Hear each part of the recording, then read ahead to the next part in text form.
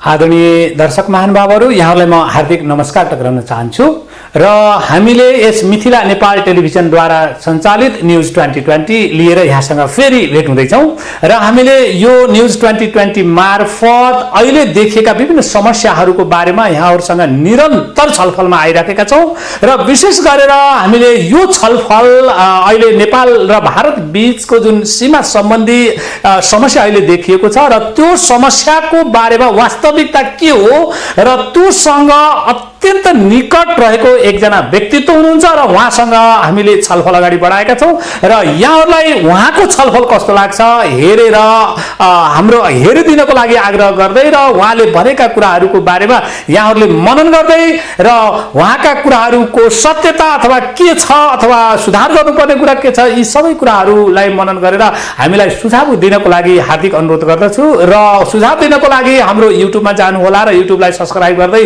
Comment लेखिदिनु होला। त्यस्तै गरेर फेसबुकमा पनि जाने गर्छ कार्यक्रम, फेसबुकमा पनि यहाँहरूले लाइक कमेन्ट गरिदिन हार्दिक अनुरोध गर्दै यो कार्यक्रम मिथिला नेपाल टेलिभिजन मार्फत र फेसबुकबाट पनि लाइभ प्रसारण भइरहेको कुरा यहाँलाई जानकारी गराउँदै मिथिला नेपाल टेलिभिजन सबैको लागि र सधैँको लागि हाम्रो उद्देश्य हो र यो मात्रै होइन, मिथिला नेपाल टेलिभिजनले पूर्व मेची, पश्चिम महाकाली, उत्तर हिमाल र दक्षिण तराई सबैको साझा थलो बनाउँदैछ र मिथिला सहितको नेपाल र नेपालसँगै मिथिला र नेपाल र मिथिलाको कल्चरलाई समायोजन गर्नको लागि यसले अहम भूमिका खेल्नेछ भन्दै अब म जोडिने छु आजको व्यक्तित्व हुनुहुन्छ जुन व्यक्तित्व सीमा सम्बन्धी एकदम वरिष्ठ व्यक्तित्व हो र उहाँले अहिलेको समस्या र सीमा सम्बन्धी देखिएको समस्यालाई कसरी मूल्याङ्कन गरिरहेको हुन्छ, कसरी हेरिराख्नु भएको छ यसको बारेमा मैले उहाँसँग जानकारी लिँदैछु र उक्त व्यक्तित्व बुद्धि नारायण श्रेष्ठ र उहाँ सीमा अध्येता तथा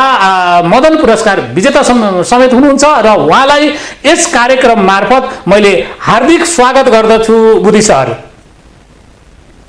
हजुर धेरै धन्यवाद, नमस्ते छ सबैलाई, नमस्कार छ दर्शक श्रोता सबैजनालाई। यहाँ मार्फत हामीले पनि सबैलाई नमस्कार टक्राउन चाहन्छौँ र अब म सिधै यहाँसँग जिज्ञासा लिएर आउँदैछु बुद्धि सर र हाम्रो जिज्ञासा के छ भने पहिलो नम्बरमा यहाँले एउटा विद्वत्व वर्ग हुनुहुन्छ, यहाँले अहिलेको लकडाउन कसरी प्रयोग गर्नु भएको छ यसको बारेमा पनि छोटो जानकारी गराउन मैले आम जनमानसमा छोटो जानकारी गराइदिनलाई मैले आग्रह गरेँ र त्यस्तै गरेर यो लकडाउनलाई कसरी उपलब्धिमूलक बनाउन सकिन्छ यसको बारेमा पनि छोटोमा आम जनतामा राखिदिनुहोस् न यहाँको भनाइ। धेरै धन्यवाद। अब यो लकडाउनको समयमा चाहिँ मैले पनि आफ्नै अध्ययन मनन पठन पाठन गरेर मैले बिताइराखेका थिएँ। अब पुस्तक एउटा पनि लेख्दैछु, तर जब अब यो अस्ति 8 तारिखको दिनमा जब भारतले कालापानी क्षेत्रमा लिपु लेकको सडक खोल्यो त्यसपछि सञ्चारकर्मीले मलाई धेरै सम्झिरहेका छन्, सोधिराखेका छन् कि अब सुरुमा अब 9 तारिख हो क्या र 9 तारिखको दिन त मलाई धेरैले सम्झे र म चाहिँ भाइबरबाट जुमबाट र कसैले चाहिँ मलाई गाडी पठाएर अब सङ्क्रमणको रोक्ने गरेर एकदम सेनिटाइजर लगाएर मास्क लगाएर पनि लिएर गरेँ र अनि आजै पनि बिहान नै इमेज एफएम रेडियोले फोन गरेको थियो र यसरी अहिले पनि निकैजनाले फोन गरेका छन् जानकारीको लागि भनेर। कमसेकम क्षेत्रफल कति बढ्यो कि बढेन, अब नयाँ नक्साले भन्ने नयाँ नक्सा र पुरानो नक्सामा फरक के थियो भन्ने कुराहरू मलाई सोधिरहेछन्। अनि त्यसपछि आएर पत्रपत्रिकाले पनि मलाई लाग्छ आज मेरो चाहिँ लेख राइजिङ नेपालमा छापियो होला, आज छाप्छु भनेर मैले पठाएको 2-3 दिन भयो छाप्छु भनेको छ। अब त्यो पनि बाहिर हाम्रो यो सिमाना सम्बन्धमा चाहिँ सबै अङ्ग्रेजी पाठकलाई पनि जानकारी होस् भनेर न्युज लेखेका थिएँ।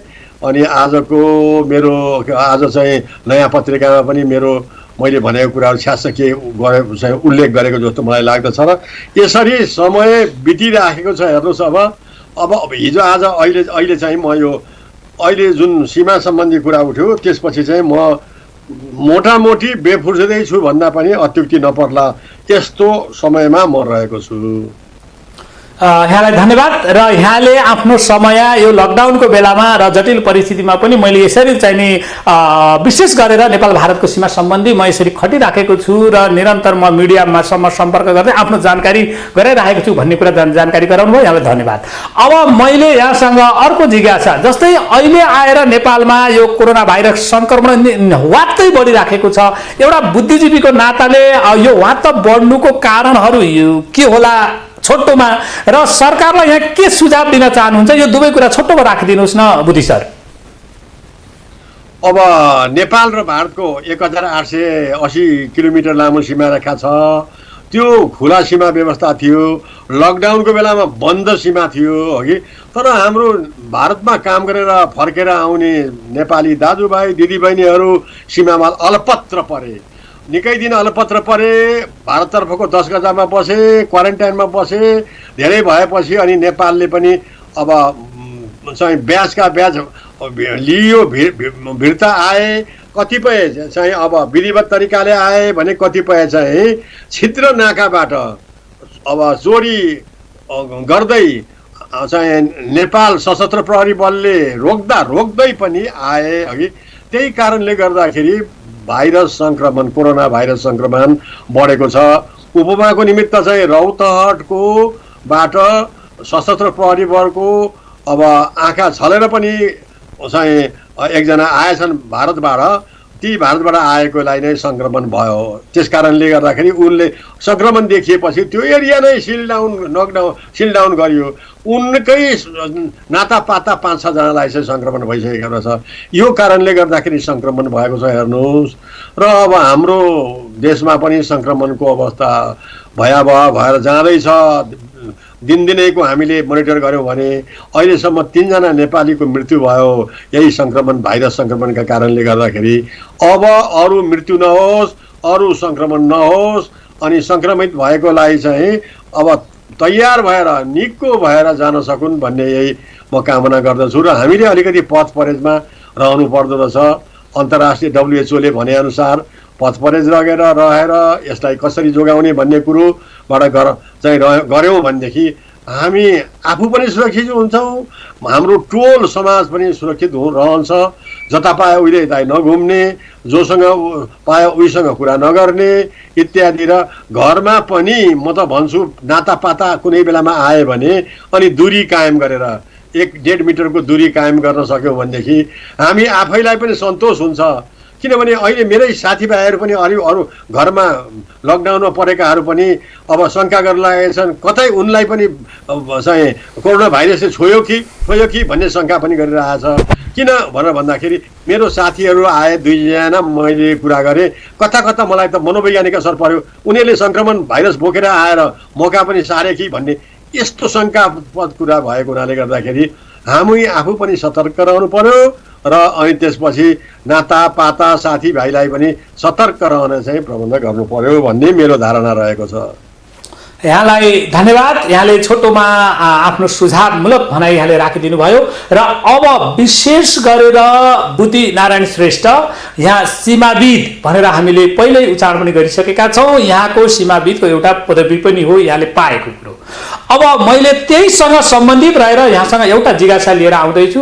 अहिले जुन वर्तमान समयमा नेपाल भारत बीच जुन सीमा सम्बन्धी समस्या अलिकति चर्को रूपमा देखिएको छ र विशेष गरेर नेपालले आफ्नो भूमि दावा गरिरहेको अवस्था हो। त्यति मात्र होइन, नक्सा नै निकालेको अवस्था हो। यसलाई यहाँले एउटा सीमाविदको नाताले यसलाई कसरी हेरिराख्नु भएको छ? आम जनतामा आफ्नो धारणा राखिदिनुहोस् न बुद्धि सर। अब नेपाल सरकारले पनि विधिवत अफिसियल नक्सा अस्तिको दिनमा निकाल्यो र त्यो नक्सामा चाहिँ आफ्नो भूमि पश्चिमको लिम्पियाधुरासम्म पनि पारेर नक्सा निकालेको छ। र यो चाहिँ नक्सा बहुत महत्त्वपूर्ण छ। र म चाहिँ के भन्छु भने अहिलेसम्म हाम्रो नेपालको नक्सा अपुरो थियो। अब अस्तिका दिनदेखिको सरकारले निकालेको नक्सादेखिको चाहिँ हाम्रो नेपालको सिमाना पूर्ण भयो। के कारणले कुन मानेमा पूर्ण भयो भन्दाखेरि अब सुगौली सन्धि 4 मार्च 1816 मा नेपाल र अब ब्रिटिस इस्ट इन्डिया कम्पनीसँग गरेको सन्धिको धारा 5मा के लेखिएको छ भनेदेखि चाहिँ नेपालका राजा महाराजा उनका उत्तराधिकारीले कालीपारीको जनतासँग सम्पर्क गर्न पाउने छैनन्। यो भनेपछि त नेपालको पश्चिमी सिमाना त काली नदीको सिमाना रहेछ होइन। त्यस कारणले गर्दाखेरि अनि नेपालले अहिले त्यो काली नदी लिम्पियाधुराबाट उद्गम भएको काली नदी मानेर सुगौली सन्धिको स्पिरिट अनुसार मानेर नक्सा निकाल्यो। नक्सा निकालेपछि पूर्ण भएको छ नक्सा र अब यो नक्सामा हाम्रो छिमेकी देशहरूले मान्ने नमान्ने भन्ने कुरा एउटा ठाउँमा छ। विश्वले त्यस्तै गरेर अर्को विश्वले मान्छ कि मान्दैनन् त छिमेकीदेखि बाहेक भन्ने कुरा महत्त्वपूर्ण रहेको छ र छिमेकीले यस सम्बन्धमा प्रतिक्रिया जनाइसकेको छ। अस्तिको दिन नक्सा निक्ल्यो, अस्तिकै दिनमा दक्षिणतर्फको छिमेकीले पनि प्रतिक्रिया जनाएको छ। उत्तरतर्फको छिमेकीले पनि चाहिँ अब आफ्नो धारणा त्यो देशको भावना चाहिँ अब चाहिँ व्यक्त गरिसकेको छ। यस्तो अवस्था रहेको छ अहिलेको अवस्थामा चाहिँ। अब अरू केही यहाँलाई धन्यवाद। अब मैले एउटा यहाँसँग अर्को जिज्ञासा राख्दैछु। जस्तै यो नेपालले कालापानी क्षेत्रको भूभाग कालापानी लिपुलेख लिम्पिया क्षेत्रको भूभागलाई त्यो नेपालकै थियो र नेपालले आफ्नो हो भनेर विधिवत रूपमा दावा गर्दै नक्सा निकालेको अवस्था छ, नयाँ नक्सा निकालेको अवस्था छ। यही सिलसिलामा भारतका सेना प्रमुखले जुन खालको अभिव्यक्ति दिए र एउटा आक्षेप लगाउने यो नेपालको लागि भन्दा पनि बाहिरी देशले उचालेको कारणले भन्ने खालको अत्यन्त गैर जिम्मेवारी भनाइ भारतीय सेना प्रमुखले निकाले। यसप्रति एउटा सीमाविदको नाताले र बुद्धिजीवीको नाताले यहाँ के भन्न चाहनुहुन्छ? हो, अब भारतीय सेनाध्यक्ष अब मुकुन्द नरवानेले चाहिँ भन्नुभयो कि नेपालले जुन नयाँ नक्सा निकालेको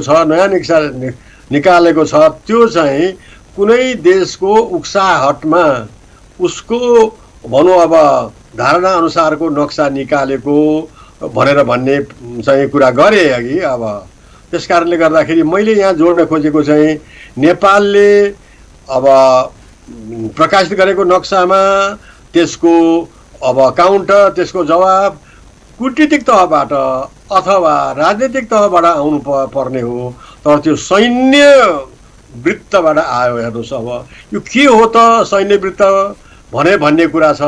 अनि त्यसपछि हाम्रो नेपालको मिडियाले पनि भारतबाटको सैन्य प्रमुख मिस्टर नरवानेले जुन भावना व्यक्त गर्यो त्यसमा नेपाली सेनाको धारणा के छ भनेर नेपाली सेनालाई पनि सोधियो।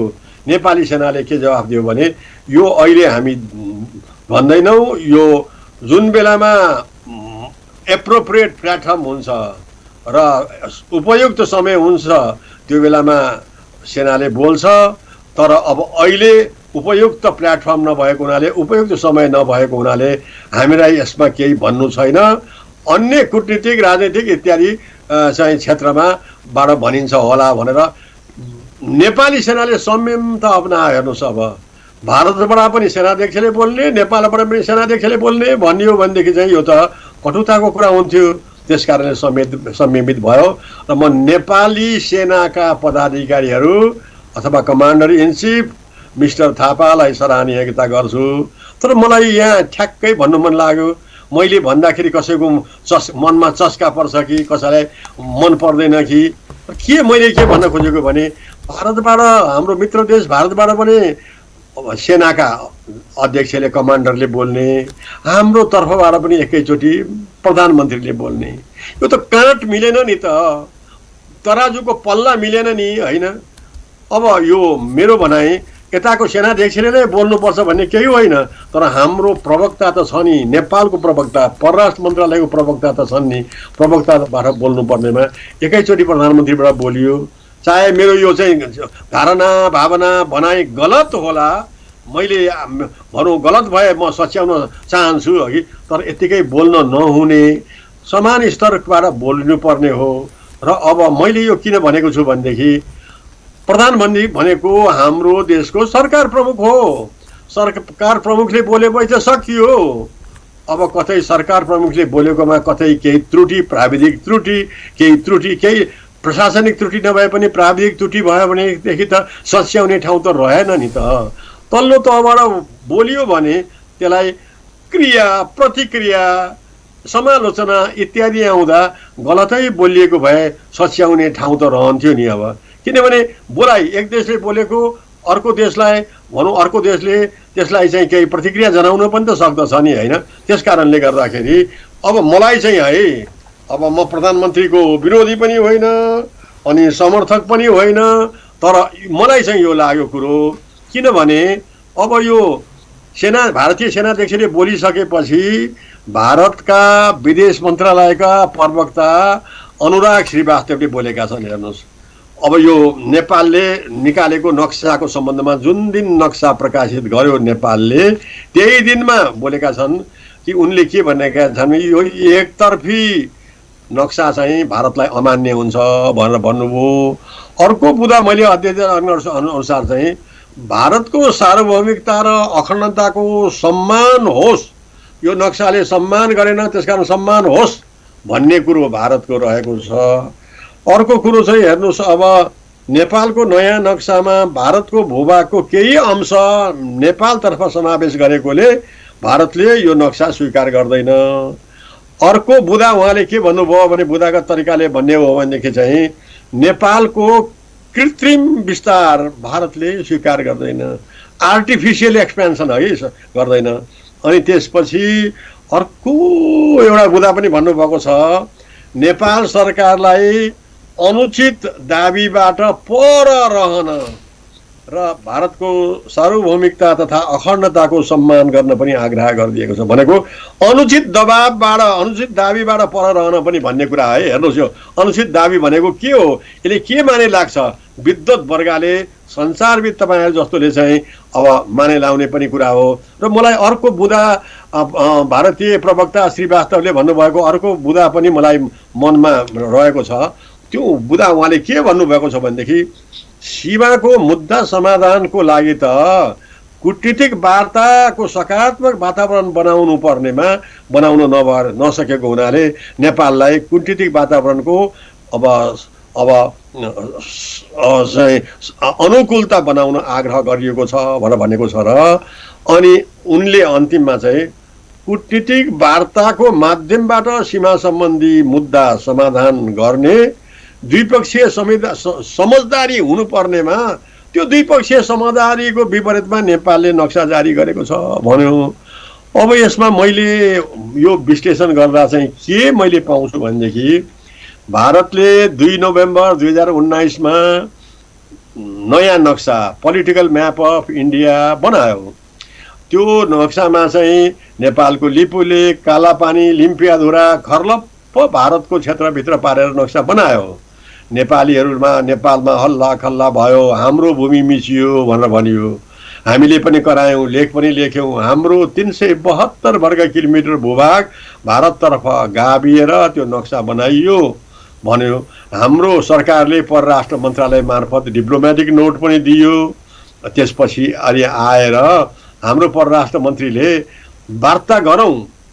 भारतको प्रधानमन्त्री नरेन्द्र मोदी पहिलो पटक काठमाडौँ आउँदा अथवा अब 2014 को अगस्तमा आउँदाखेरि चाहिँ अब श्री पशुपतिनाथको दर्शन गर्न साउने सोमबार मिलाएर दर्शन गर्न समेत आएको बेलामा अब दुवै देशका प्रधानमन्त्रीहरू, हाम्रो देशको प्रधानमन्त्री सुशील कोइराला हुनुहुन्थ्यो, अहिले स्वर्गीय हुनुभयो। उहाँ सुशील कोइराला र भारतको प्रधानमन्त्री नरेन्द्र मोदीको बिचमा एउटा संयुक्त वक्तव्य जारी गरेर त्यसमा के भनियो भने, कालापानी र सुस्ता जस्ता समस्या परिरहेको क्षेत्रमा दुवै देशका परराष्ट्र मन्त्रालयका सचिवहरूले तल्लो तहबाट प्राविधिक जानकारी लिएर अब प्रतिवेदन तयार गरेर आफ्नो सरकारलाई पेश गर्ने भनेर भनिएको थियो। अब नेपालले चाहिँ त्यो संयन्त्र बिउताउन भनेर भारतलाई अनुरोध गर्यो।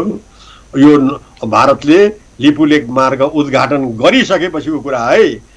भारतका रक्षा मन्त्री अब राजनाथले उद्घाटन गरिसकेपछि नेपालले भारतलाई अनुरोध गर्यो वार्ता गरौँ। अब उसो भए भारतको प्रधानमन्त्री मोदी र नेपालको प्रधानमन्त्री सुशील कोइरालाको संयुक्त विज्ञप्ति अनुसार भन्दाखेरि भारतले के जवाफ दियो भने कोरोना भाइरस भएको हुनाले कोरोना भाइरसको सङ्क्रमण पछि वार्ता गर्ने भनेर भनियो। हेर्नुहोस्, अब मैले यहाँ जिज्ञासा गर्न खोजेको चाहिँ कोरोना भाइरसले सङ्क्रमण गरेर भारतमा व्याप्त भइरहेको बेलामा चाहिँ भारतीय रक्षा मन्त्रीले भिडियो कन्फरेन्स गरेर अब लिपुलेक जाने मानस सरोवर तीर्थयात्रा, कैलाश मानस सरोवर तीर्थयात्राको उद्घाटन गर्न हुने। अब दुई देशको परराष्ट्र सचिवहरूको बैठक गरौँ, जुमबाट गरौँ, भर्चुअल बैठक गरौँ न भनेर भन्दाखेरि पनि अब भारतले केही पनि त्यसको वास्ता गरेन। हेर्नुहोस्, अब तर मैले जोड्न खोजेको कुरा चाहिँ जब नेपालले नयाँ नक्सा निकालेपछि कुटनीतिक तहबाट वार्तै नगरिकन भएको संयन्त्रलाई नजगाइकन नेपालले एकतर्फी नक्सा चाहिँ बनायो भन्ने कुरा चाहिँ अब यो चाहिँ मेरो विचारले है, म कसैको समर्थक र कसैको विरोधी पनि होइन, तर यो विश्लेषण गर्दाखेरि चाहिँ यो कुरा त ठिक भएन।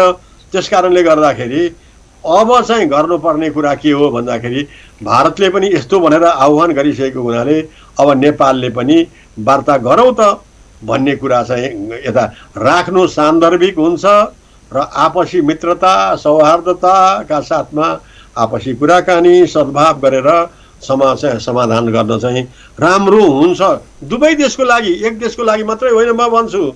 त्यस कारणले मेरो अवधारणा चाहिँ यही आइरहेको छ। अरू के छ, अरू यसबारेमा केही जिज्ञासा छ कि? धन्यवाद यहाँलाई। र मैले थोरै आम जनतामा एक खालको आह्वान गर्न चाहे आदरणीय जनसमुदाय। र हामी के भन्छौँ भने जस्तै भारतले नेपालको भूमि अतिक्रमण गरेर उसले चाहिँ नि एक पक्षीय रूपबाट बाटो उद्घाटन गर्न हुने, तर नेपालको भूमि मेरो हो र नेपालीको हो यो भूमि भनेर चाहिँ नि हामीले हाम्रो भूमिलाई हाम्रो नक्साभित्र पार्दाखेरिमा चाहिँ नि उसँग कूटनीतिक वार्ता गर्नुपर्ने। त्यसो भएको हुनाले नेपाल यस्तो देश हो कहिल्यै पनि कसैको गुलामी बनेन र जहिले पनि स्वतन्त्र रह्यो। नेपालले कहिल्यै स्वतन्त्रता दिवस मनाउँदैन। यो जन्मकालदेखि नै स्वतन्त्र राज्य हो र स्वतन्त्र रहनेछ र यो कुरा भारतले बुझ्न आवश्यक छ। किनकि तिमीले हाम्रो भूमिमा आएर बाटो उद्घाटन गर्न हुने, हामीसँग नसोधिकन र मन परितन्त्र गर्ने बाटो बनाउने, तर हाम्रो भूमिमा चाहिँ नि हाम्रो देश हाम्रो नक्सा हाम्रो भूमिमा चाहिँ नि हाम्रो भूमिलाई हाम्रो देशको नक्सामा गाड्दाखेरि चाहिँ तिमीसँग सोध्नु पर्ने यो कुन नैतिकता हो? त्यसो भएको हुनाले प्रजातन्त्र र लोकतन्त्र सिकाउने भारत तिमीले राम्रोसँग बुझ्नुपर्छ। अब नेपालीहरू पहिलाका जस्ता छैनन् र परेको बेलामा नेपालीहरू 3 करोड नेपालीहरूले पक्कै पनि यो मुद्दालाई छोड्ने छैनन् र अब नेपालले यो भूमि फिर्ता लिइचार्छ। यो हामी मिथिला नेपाल टेलिभिजन मार्फत पनि आम जनतामा आह्वान गर्न चाहन्छौँ र अब नेपालले यो भूमि छोड्नेवाला छैन। र अब फेरि हाम्रो के अरे बुद्धिजीवी तथा सीमाविद फेरि म बुद्धिनारायण श्रेष्ठज्यूसँगै जोडिँदैछु। र बुद्धि सर, अब नेपालले अहिले निकालेको जुन नक्सा छ यहाँ नापी विभागको डिजी समेत भइसकेको व्यक्तित्व पनि हुनुहुन्छ र सीमा अध्ययन यहाँले धेरै अध्ययन गर्नु भएको छ र सीमा सम्बन्धी केही समस्या आयो भने, र मैले यो पहिला पनि यहाँसँग छलफल गरेको थिएँ, सीमा सम्बन्धी केही समस्या आयो भने यहाँकै नाम आउँछ र अगाडि पनि यहाँले भन्नुभयो यहाँसँगै चासो आएको छ। अब तपाईँले पनि भनिदिनु पर्यो कि किनकि तपाईँलाई त्यो वस्तुस्थितिलाई जानकारी छ कि अहिले नेपालले निकालेको भूमि, नेपालले निकालेको जुन नक्सा जुन छ हाम्रो छुटेको भूमि समावेश गरेर निकालेको नक्सा यो गर्नै पर्ने निकाल्नै पर्ने नक्सा हो कि होइन? यहाँलाई के भन्न चाहनुहुन्छ यसको बारेमा? यो चाहिँ अब यो नयाँ नक्सा निकाल्नुभन्दा अगाडि नेपालको नक्सा अधुरो र अपुरो थियो। यो नक्सा निकालेपछि चाहिँ नेपालको सीमा समेत पूर्ण भएको नक्सा यो पूर्ण नक्सा हो। किनभने म फेरि दोहोऱ्याउँछु, अब नेपाल र भारतको सीमा भनेको सुगौली सन्धि र त्यसपछिका सन्धिहरूले भर पर्दछ अघि, र त्यो सन्धिको धारणा र सन्धिमा उल्लेख भएअनुसार सन्धिको भावना अनुसार बनाइएको नक्सालाई चाहिँ भ्यालिड भन्नुपर्छ। र मैले यो किन भनेको छु भने नेपालले जुन नयाँ नक्सा निकाल्यो, नयाँ नक्सा निकाल्दाखेरि अब भूमि व्यवस्थापन मन्त्री पदमा अर्यालले 8वटा बुदाहरू दिनुभएको छ। त्यसमध्येमा सुगौली सन्धि, त्यसपछिको चाहिँ अब 7 महिनापछिको सब्सिक्वेन्ट ट्रिटीहरू उल्लेख गर्नुभएको छ, नक्साहरूको उल्लेख गर्नुभएको छ है। तर अब यो यसरी सुगौली सन्धिमा आधारित, मैले पहिले पनि भने होला, सुगौली सन्धिको धारा 5 मा नेपालका राजा महाराजा उत्तराधिकारीले कालीपारीको जनतासँग सम्पर्क गर्न पाउने छैनन् भनेपछि त कालीको सिमाना भयो नि हैन। तर अब नेपालले चाहिँ पुराना नक्सा दस्तावेज र महाकाली नदीलाई आधारित मानेर यो नक्सा बनाएको छ भनेर भनियो। यसको प्रतिक्रियामा भारतीय विदेश मन्त्रालयको प्रवक्ता श्रीवास्तवले चाहिँ हेर्नुहोस्, सुगौली सन्धिको कुरै उल्लेख गरेका छैनन्, काली नदीको शब्द नै उल्लेख गरेका छैनन् भने खालि यो भनौँ अब भारतको भूमि मिचिएर बनाइयो, एकलौटी तरिकाले बनाइयो, अथवा कसैको चाहिँ उक्साहटमा दाबीमा चाहिँ बनाइयो भन्ने कुरा गरेको छ। सीमा निर्धारण गर्ने त सुगौली सन्धिमा आधारित हुनु पर्यो र त्यसको नक्सा डकुमेन्टको कुरा हुनु पर्यो नि। त्यस कारणले गर्दाखेरि नेपालले चाहिँ सुगौली सन्धि र त्यस ताकाका नक्साहरूमा आधारित रहेर यो बनाइएको हुनाले गर्दाखेरि अब भारतले यो सुगौली सन्धि र त्यसका कुराहरू केही नलिएको होला। तपाईँलाई म एउटा उल्लेख गर्छु, भारतले जब 2 नोभेम्बर 2019 मा नेपालको भूमि भारततर्फ पारेर नक्सा निकाल्यो, त्यो नक्सामा काली नदीको नाम रिभर काली KLEE लेखिएको थियो अङ्ग्रेजीमा। नेपालमा धेरै हल्लीखल्ली भयो।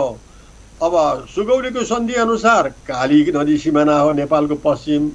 भारतले यो नक्सामा काली पनि देखाएको छ, तर सङ्केत चिन्हले रातो मसी लगाएर चाहिँ त्यो काली नदीभन्दा पूर्वको भूभागमा लिपुलेक सम्मको र कालीको मन्दिर भएको भागसम्म चाहिँ भारतमा पारेर जनायो। एकातिर काली नदीको काली चाहिँ लेख्ने भनेर प्रतिक्रिया आएपछि हेर्नुहोस्, 9 दिनपछि भारतले त्यो नक्सा संशोधन गरेर त्यो शब्द KALEE शब्द नै हटाएर अर्को नक्सा बनायो। हेर्नुहोस्, नदीको लाइन चाहिँ नीलो रङले नीलो रेखा कोरेको छ, त्यसको नाउँ लेखेको, त्यो नदीको नाउँ लेखेको चाहिँ नाउँ हटा भनेपछि त यसबाट पनि बुझ्न सकिन्छ अब भारतले किन पहिले काली लेखेर ल्यायो चाहिँ नक्सा प्रकाशित गर्यो, त्यसपछि केही दिनभित्रैमा कसरी किन चाहिँ अब त्यसलाई संशोधन गर्यो र फेरि अहिले त्यही भारतले निकालेको काली नदीलाई आधारित गरेर त्यो कालीसम्म लुम्पियाधुराबाट निक्लेको नदी कालीसम्म पारेर नेपालले अब नक्सा निकाल्दाखेरि चाहिँ भारत हाम्रो छिमेकी देशलाई ग्राह्य भएन। त्यसकारण यो कुरो चाहिँ अब अर्थ लगाउने कूटनीतिक तहमा रहेका व्यक्तिहरूले यसको व्याख्या गर्नुहुन्छ होला भन्ने मलाई लाग्छ। तर नक्साको हिसाबले व्याख्या गर्न चाहिँ म सक्छु र नक्सा अनुसार चाहिँ सुगौली सन्धिको भावना धारणा अनुसार र सुगौली सन्धि भएका ताका 4 मार्च 1816 मा सुगौली सन्धि भएका ताकाको नक्साहरू हामीले अध्ययन गर्यौँ भने, मैले मात्रै होइन तपाईँले सबैले अध्येताले अध्ययन गरे भने त्यस्ता नक्साहरूमा लिम्पियाधुराबाट निक्लेको नदीलाई चाहिँ काली नदी मानिएको छ। अब त्यो लिम्पियाधुराबाट निक्लेको नदीलाई काली नदी मान्दा त्यसभन्दा पूर्वको कुटी, नाभी, गुन्जी, तुलसी न्युर्याङ भनेको हालको कालापानी, अनि त्यसपछि आएर पूर्वतर्फको नाभिडाङ, अनि त्यसपछि अब लिपुलेक भन्ज्याङको छ। यी समस्त भूभाग त नेपालको ठहर छ र यो कारणले गर्दाखेरि अनि अब नेपालले निकालेको नक्सामा यसरी अब दावा विरोध अथवा नमान्ने भन्ने कुराहरू आइराखेको छ र यस सम्बन्धमा अरू कुनै जिज्ञासा छ भने म भन्न मैले जानेको बुझेको चाहिँ म भन्न चाहन्छु। धन्यवाद यहाँलाई र म आम जनतामा फेरि एउटा आह्वान गर्न चाहन्छु किनकि नेपालले त्यो भूभाग जुन काली नदी पूर्वको भूभाग प्रमाण विभिन्न प्रमाणका आधारमा दावा गरिरहेको छ होइन यो हाम्रो ठाउँ हो यो हाम्रो भूमि हो यदि भारतको त्यो भूमि हो भने तिमीले पनि यस्तै प्रमाण लिएर आऊ र दुवै प्रमाण राखेर वार्ता गरौँ र त्यस पछाडि कसको हो ती प्रमाणहरूले पक्का पनि बोल्नेछन् भन्दै केवल ठुला छौं र बडे भाइ र छोटे भाइको हिसाबमा बडे भाइले भनेको मान्नुपर्छ यो राष्ट्र र राष्ट्रियताको कुरा हो यो कुरा भारतीयहरूले बुझ्न आवश्यक छ त्यसो भएको हुनाले यदि भारतसँग पनि नेपालका जस्ता त्यस्ता अमिट प्रमाण छन् भने वार्ताको टेबलमा लिएर आऊ बसौं र हामी नेपाली जुन जनसमुदायलाई पनि त्यो कुरालाई पचाउनेछन् होइन भने यदि हेपेकै आधारमा चेपेकै आधारमा र थिचेकै आधारमा नेपालीले स्वीकार्न पर्छ भनियो भने भारतीयले यो कुरा बुझौन् नेपालीहरूले नाला पानीमा कसरी लडेका थिए त्यस्तै गरेर परेको बेलामा काला पानीमा पनि त्यसरी नै लड्ने छन् यो कुरा हामी मिथिला नेपाल टेलिभिजन मार्फत आम जनसमुदायमा स्पष्ट रूपमा राख्न पनि हामी चाहन्छौं र म फेरि हाम्रो सीमाविद बुद्धिनारायण सरसँगै जाँदैछु र यहाँसँग मेरो जिज्ञासा छ विशेष गरेर यो समयमा नेपालका प्रधानमन्त्रीले जुन खालको अनभिज्ञता प्रकट गर्नुभयो यो अनभिज्ञता प्रकट गर्ने वातावरण कसरी बन्यो र ती सम्बन्धित क्षेत्रहरूको नालायकीपन भनेर मैले यहाँ यसरी भने ती सम्बन्धित क्षेत्रहरूको नालायकीपनलाई बुद्धिजीवीको नाताले के भन्न चाहनुहुन्छ बुद्धि सर?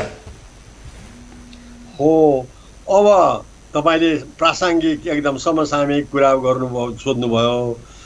अब भारतले 8 तारिखमा मेको 8 तारिखमा अब लिपुलेखको सडक उद्घाटन गर्यो। उद्घाटन गरेपछि त्यसको त्यही प्रसङ्गमा हाम्रो प्रधानमन्त्रीज्यूले के भन्नुभयो भने यो मलाई थाहा थिएन, भारतीय मन्त्रीले भिडियोबाट उद्घाटन गरेर समाचार आइसकेपछि मात्रै मैले चाल पाएँ, म त छक्क परेँ भनेर भन्नुभयो कि यस सम्बन्धमा मैले नयाँ पत्रिकामा पनि लेख मेरो आएको छ। मैले के भनेको छु भनेदेखि हाम्रो संयन्त्र नेपाल सरकारको संयन्त्र कस्तो हो, सार्वभौमिकतामा दखल परेका कुराहरू यस्ता बुदाहरू पनि तल्लो तहका निकायले प्रधानमन्त्रीलाई ब्रिफिङ नगर्ने रहेछन्, जानकारी नगराउने रहेछन्। प्रधानमन्त्री स्वयं आफैले सारा बुझ्न हेर्न त सक्दैनन् नि त। दिनदिनै पत्रिका पढ्न उहाँलाई चाहिँ अब समय छैन होला देशको प्रशासनिक काम गर्नको निमित्त, तर उहाँका सल्लाहकारहरूले मन्त्रालय विभिन्न मन्त्रालयहरूले ब्रिफिङ त गरेको हुनुपर्ने नि, तर ब्रिफिङ गरिएको रहेछ हाम्रो प्रधानमन्त्रीलाई थाहा भएन रहेछ है। त्यसकारणले मैले चाहिँ अब त्यस बेलामा मेरो लेखमा नयाँ पत्रिकाको लेखमा जिज्ञासा गरेको छु, हाम्रो यस्तो संयन्त्रलाई अब विकसित गरेर तगडा संयन्त्र बनाउनु पर्यो कि कुनै एउटा राष्ट्रको सार्वभौमिकता सम्बन्धमा छ्यास्स कुनै केही कुरा कुनै देशले भनेमा कुनै घटना भएमा पनि अब तहगत तरिकाले प्रधानमन्त्रीले जानकारी पाउनुपर्ने हुन्छ, यस्तो व्यवस्था गर्नुपर्छ भनेर मैले भनेको छु हगि। तर अब चाल पाए पनि नपाए पनि भारतले अब सडक बनायो, सडक बनाइसकेर चाहिँ उद्घाटन पनि गर्यो भने अब यस्तो बेलामा के गर्ने त भनेर मैले अब मेरो धारणा त्यो पत्रिकामा लेखेका थिएँ।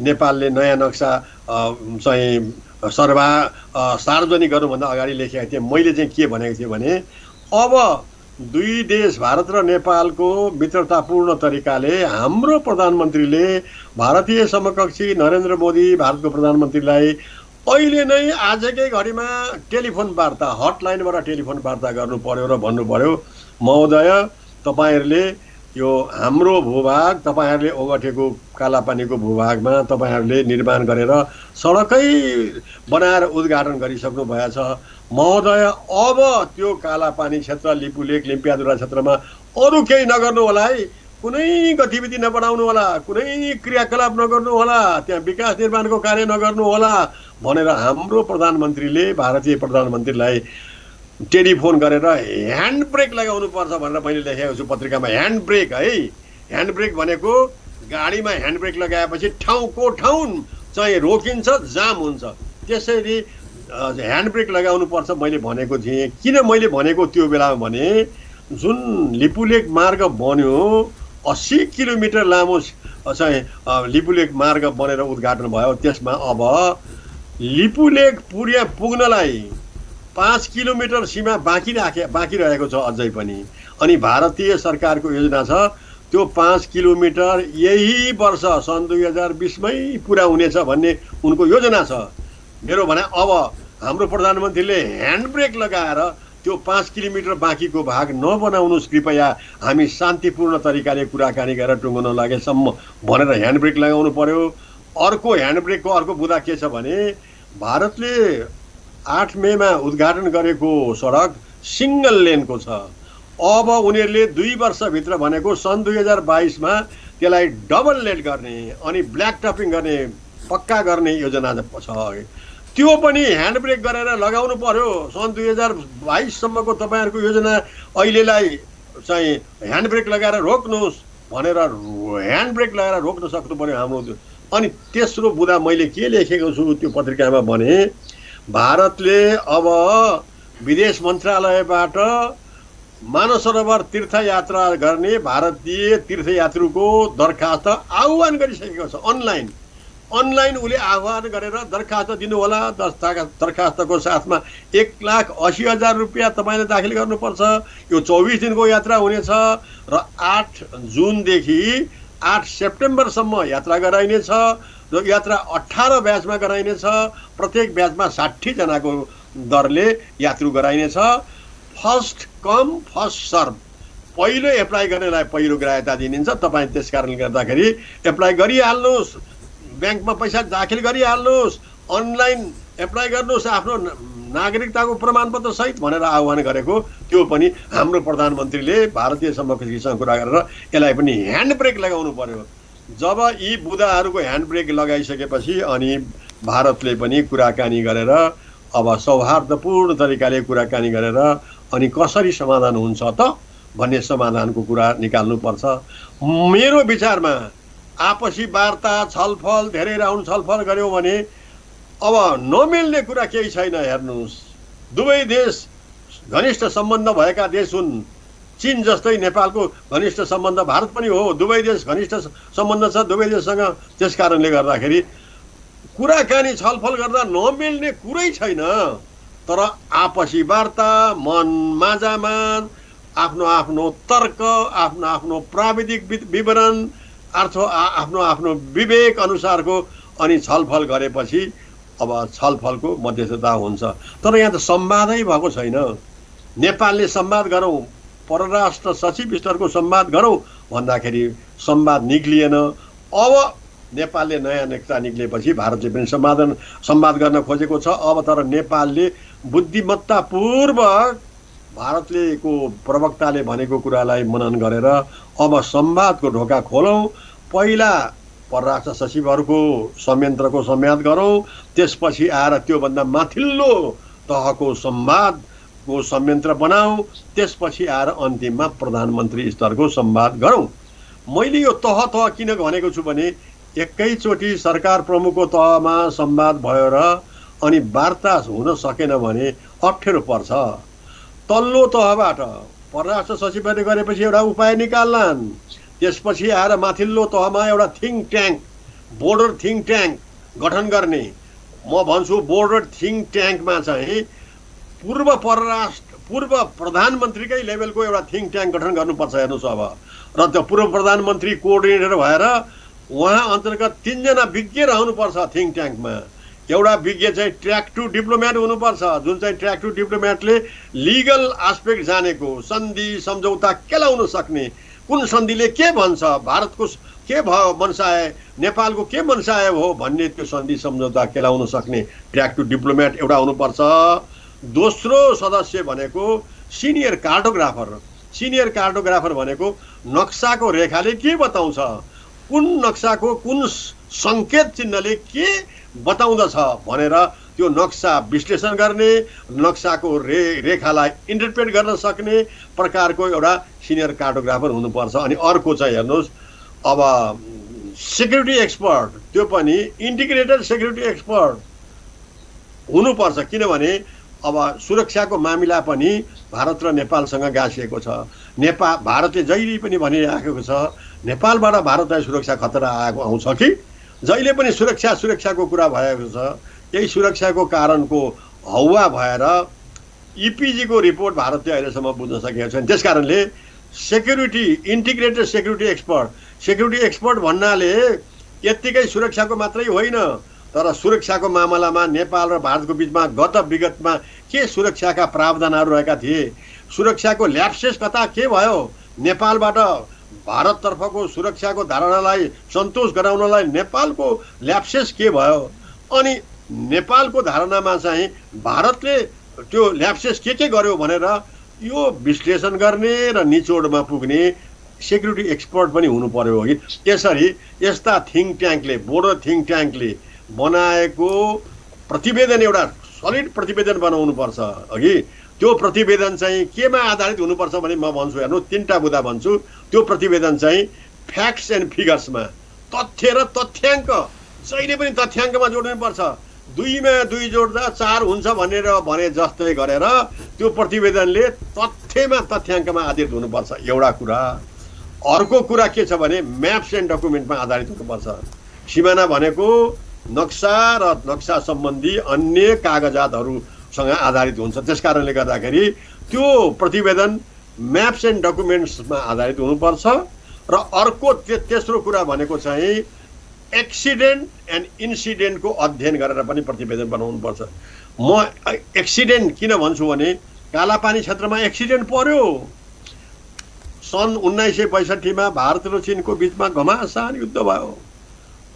1962 को अक्टोबर नोभेम्बरको 5 हप्ताको युद्ध, तर डरलाग्दो युद्ध भयो। त्यसपछि भारतको हार भयो। भारतको हार भएपछि अनि कालापानी लिपुलेकको संवेदनशील क्षेत्र, त्यस बेलाको स्ट्र्याटेजिक पोइन्टमा रहेको कालापानीको भूभाग हाम्रो भारतले अकुपाई गर्यो। यसलाई म एक्सिडेन्ट भन्छु, एक्सिडेन्टल्ली अकुपाई गर्यो। भारत र चीनको युद्ध नभएको भएदेखि त हाम्रो कालापानीको भूभाग भारतीय फौजले अकुपाई त गर्दैन थियो होला नि। यसलाई एक्सिडेन्टको रूपमा लिएको छु। र अब इन्सिडेन्ट भनेको के हो भनेदेखि यो कालापानी, लिपुलेक, लिम्पियाधुराको बारेमा भारतीय पदाधिकारीहरूले के भनेका छन् विगतमा, नेपालका पदाधिकारीहरूले के भनेका छन्, के विचार छ, त्यो भनाइ, उनीहरूको भनाइ सबै सङ्कलन गर्ने, त्यसलाई विश्लेषण गर्ने र विवेचना गर्ने र भारतीय पदाधिकारीहरू, प्रधानमन्त्री, राष्ट्रपतिदेखिको भनाइको विश्लेषण गरेर यो भनाइ रहेछ। नेपालका पदाधिकारीहरू, प्रधानमन्त्रीको भनाइ यो रहेछ।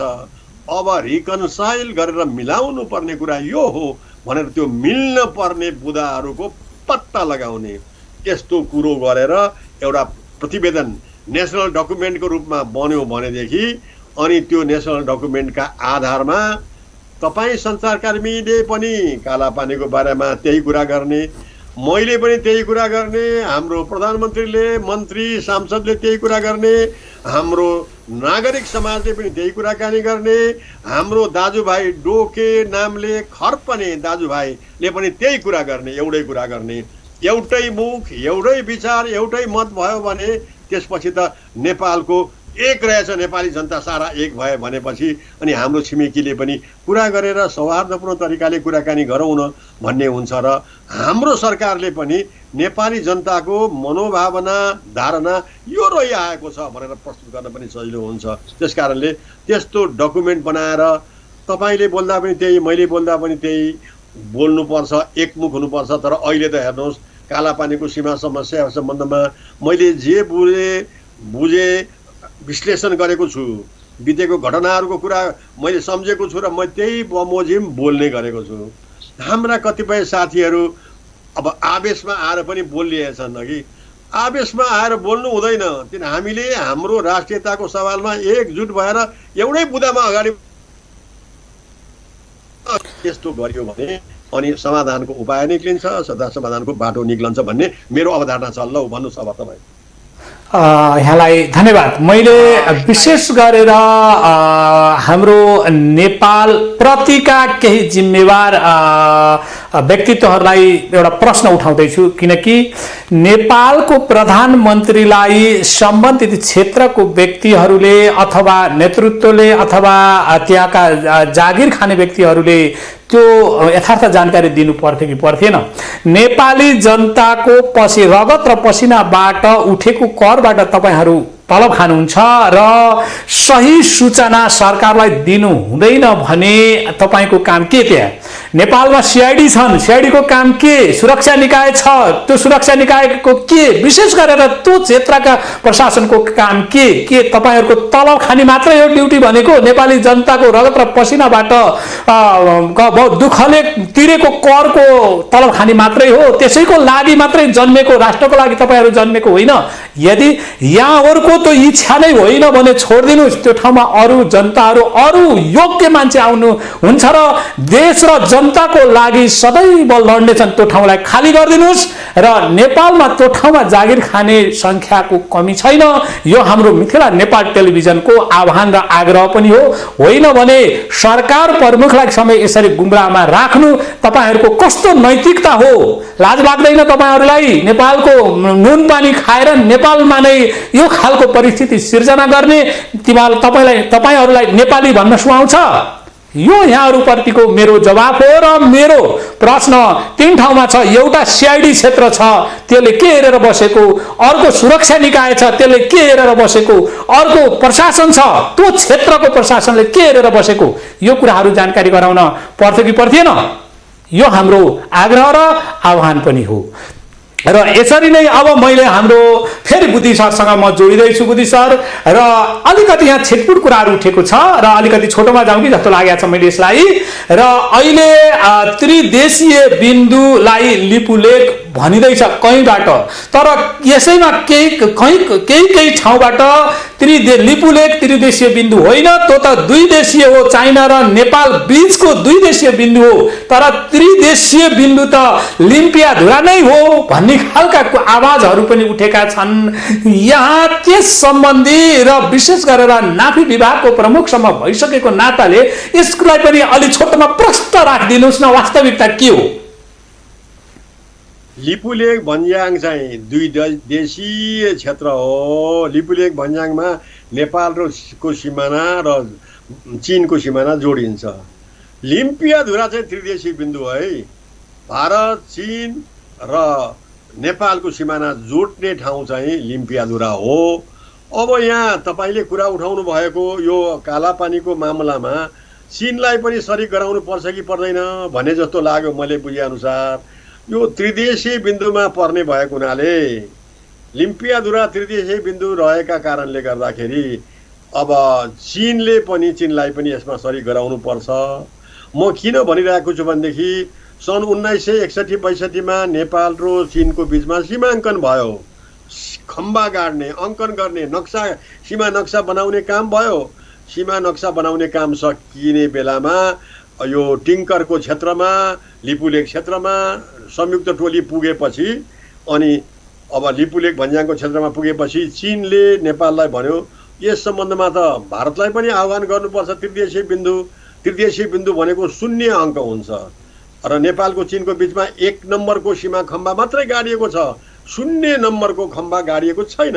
त्यो 0 नम्बरको खम्बा त्रिदेशीय बिन्दु खडा गर्न भारतलाई पनि बोलाउनुहोस् भनेर नेपालले भारतलाई पत्राचार गर्यो, तर अब भारत आएन। किनभने त्यो समयमा भारत र चीनको सीमा युद्ध भएको घाउ ताजै थियो, त्यसकारण आएन र त्यो हुन सकेन। अघि त्रिदेशीय बिन्दु स्थापना हुन सकेन। त्यो बेलामा भारतको प्रतिनिधि आएको भए सीमा त्रिदेशीय बिन्दु स्थापना हुन्थ्यो अनि कामै फच्चे हुन्थ्यो। यत्रो 60-65 वर्षसम्म यस्तो मामिलाको कुरा आउने थिएन। अनि मैले यहाँ जोड्न खोजेको सन् 1962 को कुरा त्यो हो भने अहिले पनि त त्यहाँ अब त्रिदेशीय बिन्दुको खम्बा गाड्नको निमित्त चाहिँ चीनको पनि आवश्यकता पर्दछ, चीनलाई पनि सही गर्नुपर्छ। यो कालापानीको मुद्दामा अहिले नेपालले नक्सा बनाएको, भारतले नक्सा बनाएको समयमा जहिले पनि चीनले चाहिँ के भन्छ, चीनको विदेश मन्त्रालयको प्रवक्ताले के भन्छ भनेदेखि भारत र नेपालको बिचमा चाहिँ अब कालापानीको चाहिँ सीमा समस्या छ। त्यो कालापानीको क्षेत्रको सीमा समस्या चाहिँ आपसी मित्रता र दुवै देशको चाहिँ अब आपसी सद्भावमा कुराकानी गरेर सुल्टाउनु पर्छ भनेर चाहिँ भनिराखेका छ। अहिले नेपालले नयाँ नक्सा निकाल्दाखेरि पनि चिनिया विदेश मन्त्रालयका प्रवक्ता जाओ लिजियानले भनेका छन्। उनले के भनेका छन् भने म भन्न चाहन्छु लगभग त्यसको छोटकरीमा, कालापानी नेपाल र भारतको मामिलाको हो। ती दुई देशले मैत्रीपूर्ण संवादबाट हेर्नुहोस् आपसी मतभेदलाई समाधान गर्नेछन्। र अनि उनले के पनि प्रवक्ता चिनिया प्रवक्ताले के पनि भनेका छन् भनेदेखि एकपक्षीयले कदम चाल्दा परिस्थिति थप जटिल हुन सक्छ, त्यसकारण त्यसलाई पनि ध्यान दिएर सौहार्दपूर्ण तरिकाले कुराकानी गरेर मिलाउनुहोस् भनेर भनेको छ। हेर्नुहोस्, योभन्दा पहिले अब सौहार्दपूर्ण तरिकाले मिल्नुपर्छ भनेका थिए, अहिले चाहिँ एकपक्षीय तर्फबाट यसरी कदम नचाल्नुहोस् है भन्ने भयो। यो मेरो बुझाइ अनुसार मेरो मोटो दिमागले के भन्छ भने यो दुवै देशलाई आह्वान गरेको हो चीनले, तपाईँ नेपाल र भारत एकपक्षीय तरिकाले कुरा नगर्नुहोस्, दुवै पक्ष मिलेर गर्नुहोस् भनेर भनिएको छ। र अब एकपक्षीय भनेको भारतले पनि 2 नोभेम्बरका दिनमा एकपक्षीय तरिकाले नक्सा निकाल्यो, समाधान खोजौँ भनेर नेपालले अनेक प्रयास गर्यो, भारतलाई जानकारी पनि दियो, आह्वान पनि गर्यो, तर हुन सकेन। नेपाल विवश भएर आफ्नो भूभागको नक्सा बनाउन विवश भएर नक्सा निकाल्दाखेरि भारतीयको मनसायमा एकपक्षीय यो भयो। भने यहाँ कुरा आउँछ, भारतले निकाल्दाखेरि चाहिँ नेपाललाई एक वचन पनि सोधेन, केही सल्लाह गरेन भने त्यो चाहिँ एकपक्षीय नहुने, तर नेपालले सुगौली सन्धि र कालीको मुहानलाई टेकेर नक्सा बनाउँदाखेरि चाहिँ एकपक्षीय हुने भन्ने कुरा आउँदछ। हेर्नुहोस्, यो मेरो मोटो दिमागले। अब कोही दर्शकले श्रोताले अहिले सुनिराख्नु भएको हेरिराख्नु भएको छ भने मेरो कुरा जायज हो होइन भनेर कृपया विश्लेषण गर्नुहोला। यदि मेरो कुरा जायज छैन भने मलाई कृपया जानकारी दिनुहोला। मिथिला टेलिभिजनद्वारा म मेरो भनाइ भविष्यमा सच्याउन चाहन्छु, तर ठिक हो भनेदेखि तपाईहरुले पनि कदर गर्न सक्नु पर्यो, हौसला बढाउनु पर्यो। अरूलाई मलाई होइन, मलाई मात्रै होइन, अरू सम्पूर्ण चाहिँ अध्यक्षतालाई हौसला बढाउनु पर्यो। मिथिला टेलिभिजनका सञ्चालक चाहिँ अब म्यानेजर, अब अध्यक्ष, कर्मचारी सबैको पनि हौसला बढाउनु पर्यो नि, होइन? यस्तो गर्नुपर्छ र संवाद, फेरि म भन्छु, संवाद नै ठुलो कुरो हो, संवादबाट समाधान गर्नुपर्छ। धन्यवाद। अब लगभग हामी अन्ततिर पनि आउँदैछौँ र अहिले नेपालले निकालेको नक्सामा पनि अझै नेपालको भूभाग पूर्ण समेटिएको छैन, केही छुट भएको छ भन्ने खालका अलिअलि टिप्पणीहरू पनि उठ्या छन्। यसप्रति यहाँको अलि छोटोमा के छ, समेटिएको छ कि छैन, अझै समेट्न बाँकी केही भूभाग पनि छ कि के छ, यहाँको राय व्यक्त गरिदिनुहोस् न। अब समेटिएको छ, हेर्नु सबै समेटिएको छ। किनभने योभन्दा पहिले जुन सुस्ताको हाम्रो मिचिएको भाग पनि यो नक्सामा समेटिएको छ। भारतको नक्सामा त्यो सुस्ताको भाग समेटिएको छैन। र अहिले अब मेरो अध्ययन अनुसार नेपाल र भारतको 1880 किलोमिटर सीमारेखामा 71 ठाउँमा विवादहरू परेको छ। 71 ठाउँमा विवाद परेको मध्येमा चाहिँ यो कालापानी लिम्पियाधुरा लिपुलेक एउटा हो। अर्को चाहिँ विवाद भनेको चाहिँ ठुलो सुस्ताको विवाद हो। र त्यसपछि बाँकी रहेको अन्य ठाउँमा अब 69 ठाउँ, सन्दकपुर, त्यसपछि आएर अब कञ्चनपुरको प्यारानाला इत्यादिहरू छन्। अघि ती जम्मै चाहिँ नक्सामा समावेश भएको छ, पहिलेदेखि नै समावेश भएको छ। खालि यो लिम्पियाधुरासम्म पुगेको चाहिँ समावेश नभएको अब अहिले समावेश चाहिँ अहिले भयो है, हेर्नुहोस् अब। धन्यवाद यहाँलाई। एउटा सीमा विज्ञको भनाइ अनुसार अहिले नेपालले निकालेको नयाँ नक्सा लगभग लिम्पियाधुरा, कालापानी, लिपुलेक र लिम्पियाधुरा सहितको जुन नक्सा छ त्यो नक्सामा त्यो भागको लगभग सबै भाग समेटिएको छ भन्ने खालको भावना उहाँले व्यक्त गर्नुभयो। आदरणीय जनसमुदाय, यो उहाँको भनाइलाई यहाँहरूले कसरी बुझ्नु भएको छ हामीलाई प्रतिक्रिया जनाइदिन मैले आग्रह गरेँ यहाँहरूलाई। अब मैले यहाँसँग एउटा सानो जिज्ञासा के राख्दैछु भने, जस्तै अहिले आएर दार्चुलाको बेच नगरपालिकामा का जनमानसमा अलिकति भयभीत वातावरण पनि बनेको छ र त्यहाँ त्यो भयभीत वातावरणलाई सामान्यीकरण गर्नको लागि यहाँले सरकारलाई के सुझाव दिन चाहनुहुन्छ अलि छोटोमा? अब भयभीत भन्नुभयो त्यहाँका जनता, ब्यास गाउँपालिकाको हो कि, तर म भयभीत भएको त ठान्दिनँ, सुरक्षित भएको ठान्दछु। किनभने त्यहाँ छाङ्ग्रुको गागामा हाम्रो सशस्त्र प्रहरी बलको त्यहाँ बोर्डर अब्जर्भेसन पोस्ट बसेको छ। बोर्डर अब्जर्भेसन पोस्ट बसेको हुनाले गर्दाखेरि नेपालीहरू सुरक्षित ठानेका छन्, हेर्नुहोस् नेपालीले। त्यस कारणले गर्दाखेरि अब उनीहरू भयभीत होइन, उनीहरू त संरक्षित हुन पुगेका छन्। अहिले आएर नेपाली सेनाले चाहिँ अब छाङ्ग्रुदेखि टिङ्करसम्मको मध्यमा विकटको भाग छ, विकटको भाग एकदम चट्टानी भागको सडक चाहिँ निर्माण गर्नको निमित्त त्यहाँ नेपाली सेनाको केही जवानहरू, केही टुकुडीहरू पनि पुगेको छ। त्यस कारणले गर्दाखेरि यो त आड भरोसा हो। त्यस कारणले म फेरि के भन्छु भने, त्यसरी हाम्रो सशस्त्र प्रहरी पनि पुग्दाखेरि कालापानीमा भारतीय सैन्य, अर्धसैन्य हुँदाखेरि पनि यसरी दुई देशको सुरक्षा निकायहरूको कन्फ्रन्टेसन चाहिँ कुनै पनि हालतमा हुनु हुँदैन। कुनै समस्या आयो भने त्यो सुरक्षा बल सम्बन्धमा पनि सुरक्षा बलले पनि वार्ता गर्नुपर्छ, वार्ता गरेर टुङ्ग्याउनुपर्छ। त्यो तहमा बोर्डर अब्जर्भेसन पोस्टको तहमा वार्ता गरेर समाधान हुन सकेन भने माथिल्लो तहमा चाहिँ अब रिफर गर्नुपर्छ र माथिल्लो तहबाट समाधान खोज्नुपर्छ। र तपाईँले गर्नुभएको जिज्ञासामा म फेरि भन्छु, त्यो क्षेत्रमा भयभीत होइन, अहिले संरक्षण भएको धारणा मैले पाएको छु।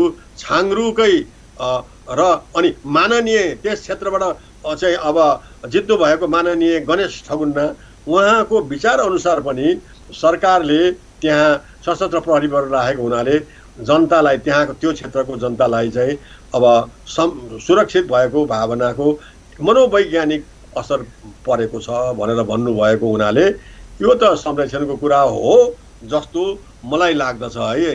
अरू धन्यवाद यहाँलाई। पक्कै पनि हाम्रो गणेश ठगुन्नाले हाम्रो यस मिथिला नेपाल टेलिभिजनबाट उक्त भावना व्यक्त गर्नुभएको थियो र हामीले तुरुन्तै जुन भारतले उद्घाटन गरेको जुन पर्सिपल्ट नै हामीले यस मिथिला नेपाल टेलिभिजनबाट त्यहाँको जनजीवन र वास्तवमा अहिले भारतले गरेको गतिविधि के कस्तो थियो, के हो त भनेर हामीले यथार्थ कुराहरू उहाँबाट हामीले चाहिँ बाहिर ल्याएका थियौँ, गणेश ठगुन्नाबाट। र उहाँले लगभग त्यो विचार चाहिँ हाम्रो मिथिला नेपाल टेलिभिजनबाट पनि उहाँले व्यक्त गर्नु भएको थियो। र अहिले आएर केही हामीले त्यो क्षेत्रका प्रत्यक्ष जनतासँग त्यहाँबाट हामीले यो भिडियो संवाद गरिरहेका छौँ र अलिकति हामी भयभीत छौँ र अलिक बोल्न डर लागिरहेको छ भन्ने खालका भावना उहाँहरूले व्यक्त गर्नुभएको थियो। ठिक छ, उहाँको भनाइअनुसार त्यहाँ सुरक्षित छ, तर सरकारका संरचनाहरू त्यहाँ पुग्नुपर्छ र जनतालाई आश्वस्त बनाउनुपर्छ भन्ने मुख्य हाम्रो चाहिँ आह्वान हो र सरकारको निगरानी त्यहाँ जाओस् र हामी यो आग्रह पनि गर्छौँ। र अब अहिलेको यो जटिल परिस्थितिमा आएको छ देशमा दुईटा कारणले, एउटा कोरोना भाइरस संक्रमणको कारणले, अर्को भारत र नेपाल बीचको सीमा सम्बन्धी जुन खालको एउटा तरङ्ग छ, यो दुईटा तरङ्ग नेपालमा उठेको छ र यो उठेको तरङ्गलाई यहाँले सञ्चार क्षेत्रलाई के सुझाव दिन चाहनुहुन्छ एउटा बुद्धिजीवीको नाताले र मिथिला नेपाल टेलिभिजनलाई यहाँको के सुझाव छ यो पनि छोटोमा राखिदिनुहोस् न सर। अब कोरोना भाइरस संक्रमणको कुरा गर्नुभयो कि, संक्रमणको कुरा गर्दाखेरि चाहिँ अब संक्रमण खुलिसकेपछि पनि नेपाल विशेष गरेर सञ्चार क्षेत्रमै खेल्नुपर्ने भूमिकाको बारेमा यहाँले के सोचिराख्नु भएको छ, यहाँको आह्वान के छ भन्ने रह्यो मेरो चाहिँ नि। अब सञ्चार क्षेत्रले पनि अब कोरोना भाइरसको प्रकोप समाप्त भएपछि रेगुलर बोर्डर म्यानेजमेन्ट सिस्टम अनुसार चाहिँ अब तोकिएको नाकाबाट परिचय पत्र देखाएर जाने र त्यही बेलामा अब स्वास्थ्य परीक्षण गर्ने पनि व्यवस्था दुवैतर्फ हुनुपर्छ हगि। त्यस्ता स्वास्थ्यमा चाहिँ सङ्क्रमण भएकावालाहरूलाई क्वारेन्टाइनमा राख्ने पनि प्रबन्ध हुनुपर्छ यो सरकारले। अब सुझाव चाहिँ के छ भनेदेखि चाहिँ अब यो अहिलेको जल्दो बल्दो मामिला नक्साको द्वन्द्व भन्नु पर्यो। मैले अहिले अफह्यान्ड भन्दाखेरि हेर्नुहोस् अब भारत र नेपालको नक्साको द्वन्द्व, यो द्वन्द्व चाहिँ नक्सा भिडाएर पुराना नक्सा दस्तावेजले के भन्छ त्यसलाई आधार मानेर सम्पन्न गर्नुपर्छ। यसमा हामी तपाईँले अब नागरिक समाजबाट दबाब सृजना गर्नुपर्छ र दुवै सरकारलाई मिलाउने प्रबन्ध गर्नुपर्छ र यो मामिला चर्काउने होइन हामीले, तर मिलाउने चाहिँ धारणा र भावना चाहिँ दिएर हाम्रो आफ्नो सरकारलाई बलियो बनाएर अनि अब पुराना नक्सा दस्तावेज र अन्य डकुमेन्टको अनुसार चाहिँ समाधान गर्नेतर्फ हामीले बल पुर्याउनु पर्छ। धन्यवाद यहाँलाई। यहाँले जुन खालको एउटा सञ्चार क्षेत्रले खेल्नुपर्ने भूमिकाको बारेमा एक आपसमा चाहिने यो विवाद बढाउने भन्दा पनि समेट्नेतिर यहाँ खेलिदियोस् भन्ने जुन यहाँले आग्रह गर्नुभयो र हामीले त्यसैलाई मनन गर्नेछौँ। बुद्धिनारायण श्रेष्ठज्यूको जुन भनाइ छ त्यसलाई हामीले पक्कै पनि मनन गर्नेछौँ, सम्झनेछौँ र स्मरण गर्नेछौँ भन्ने आग्रह गर्दै आदरणीय दर्शक महानुभावहरू, यहाँहरूले जुन हामीले आज बुद्धिनारायण सीमा सम्बन्धी एउटा अत्यन्त प्रबुद्ध व्यक्तित्व बुद्धिनारायण श्रेष्ठसँग सीमा सम्बन्धी जुन हामीले यो भिडियो संवाद हामीले चाहिँ गरेका छौँ, यहाँहरूलाई कस्तो लाग्यो? यहाँहरूले हेर्नु भएको होला अथवा यसलाई हामीले अझै युट्युबमा पनि राख्नेछौँ र त्यो हाम्रो युट्युबलाई पनि हेर्दै सब्स्क्राइब गरिदिनको लागि अनुरोध गर्दै र हेरेपछि त्यहाँ भएका मिले ठिक बेठिक कुराहरूको बारेमा प्रतिक्रिया जनाइदिनु होला भन्दै म अहिलेलाई यहाँहरूबाट बिदा हुन्छु र यस्तै कार्यक्रमहरू पुनः ल्याउने बाचा गर्छु र यसरी नै यो मिथिला नेपाल टेलिभिजन सबैको लागि सधैँको लागि हो र यसले कसैलाई पनि विभेद गर्दैन, सबैलाई समान सम्मान गर्छ भन्दै अहिलेलाई बिदा हुन्छु। हस्त नमस्ते। हेर्दै गर्नु होला मिथिला नेपाल टेलिभिजन।